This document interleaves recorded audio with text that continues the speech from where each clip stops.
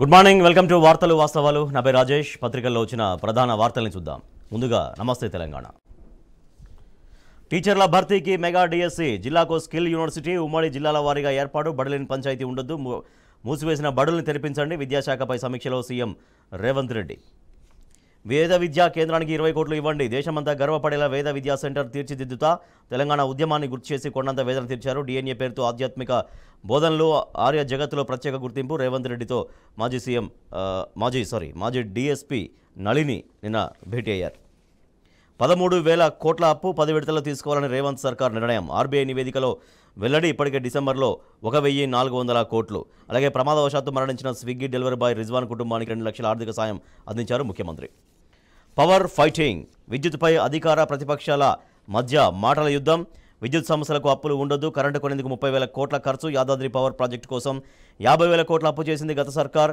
Sub critical కంటే super critical better. విద్యుత్ ఉత్పత్తిలో సాంకేతికతను వాడాలి, ప్రజలకు నాణ్యమైన విద్యుత్ అందించాలి, అధికారులు పూర్తి స్థాయిలో సహకరించాలి. డిప్యూటీ సీఎం మల్లు భట్టి విక్రమార్క వెల్లడి. భద్రాద్రి పవర్ ప్లాంట్ సందర్శన, అధికారులతో ఆయన సమీక్ష గావించారు. అయితే భట్టి విక్రమార్క చేసినటువంటి కామెంట్స్ పట్ల మాజీ విద్యుత్ శాఖ మంత్రి జగదీష్ రెడ్డి తీవ్రంగా స్పందించారు. రాజస్థాన్ కరెంటు అప్పు 53,000 కోట్లు ఉంది. 200 యూనిట్ల ఉచిత విద్యుత్ ఇవ్వలేక 24 గంటల కరెంటు చేతగాక ఇప్పుడు అప్పుల కథలు చెబుతున్నారు. అబద్ధాలాడి ప్రజల నుంచి తప్పించుకోలేరు, హామీలు నిలబెట్టుకోలేక కొత్త డ్రామాలు. కేసీఆర్ పాలనలో కడుపు నిండా కరెంటు, ఆ లోటు ఇప్పుడు ప్రజలకు కనిపిస్తుంది. కేసీఆర్ చేసిన దాంట్లో 10% చేస్తారా? కొత్త రేషన్ కార్డు దరఖాస్తు ముచ్చటలేదు, దరఖాస్తుల్లో అకౌంట్ నెంబర్ ఎందుకు లేదు? జైలుకు పోతేనే తెలంగాణ ఉద్యమకారులట. మాజీ మంత్రి ఎమ్మెల్యే జగదీష్ రెడ్డి ఫైర్ అయ్యారు భట్టి విక్రమార్క చేసినటువంటి కామెంట్స్ పట్ల. ప్రజాపాలన గందరగోళం, దరఖాస్తులు దొరక్క జనాల తిప్పలు. వేకువజాము నుంచి సెంటర్ల వద్ద బారులు.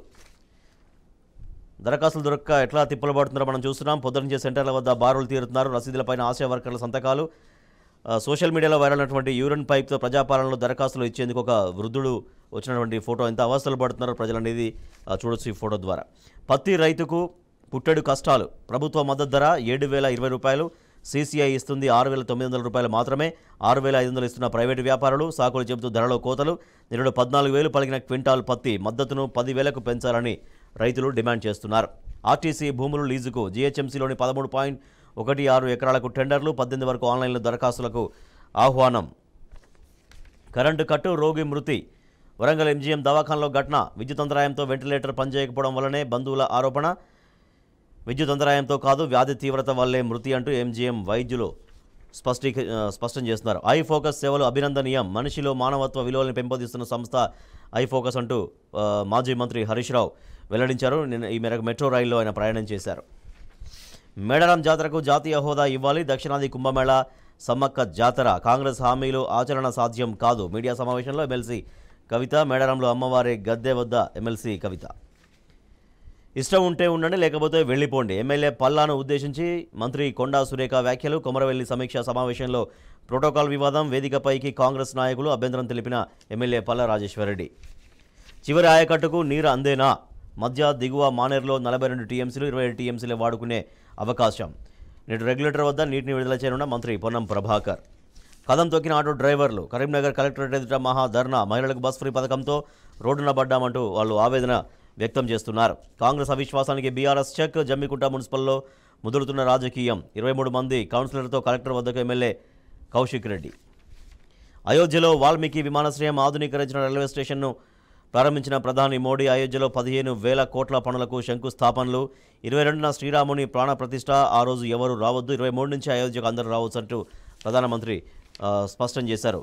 దివ్య భవ్య మందిరం అంకెల్లో అయోధ్య రామ మందిరం. దానికి పూర్తి ఇన్ఫర్మేషన్ సంబంధించినటువంటి చూడొచ్చు. 2,500 ఏళ్ళు నిలిచి ఉండే అద్భుత ఆధ్యాత్మిక కట్టడం.